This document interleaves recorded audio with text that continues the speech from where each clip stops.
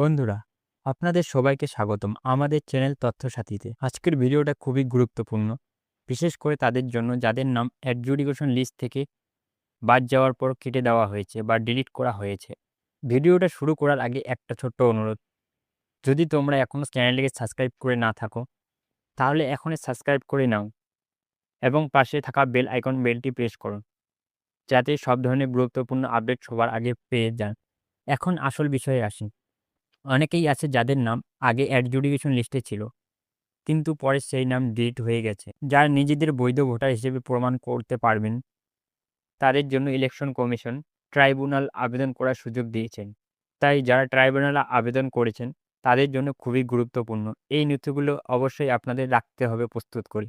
গুরুত্বপূর্ণ এই ডকুমেন্টগুলো হলো শিক্ষাগত সার্টিফিকেট, ওবিসি সার্টিফিকেট যদি থাকে, আধার কার্ড, ২০০২ সালের voter list, PAN card, ration card, passport photo, driving licence, জন্ম নিবন্ধন বা ফ্যামিলি রেজিস্টার।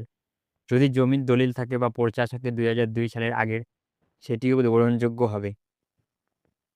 বাড়ি সংক্রান্ত সার্টিফিকেট, বিদ্যুৎ বিল বা টেলিফোন বিল, ব্যাংকের পাসবুক, এলআইসি বা ইন্স্যুরেন্স ডকুমেন্ট, অ্যাপয়েন্টমেন্ট লেটার যদি থাকে, পেনশন অর্ডার, সেন্সাস সংক্রান্ত তথ্য, ২০০২ সালের আগের মেডিকেল রিপোর্ট বা ২০০২ সালের আগে যে কোনো সার্টিফিকেট।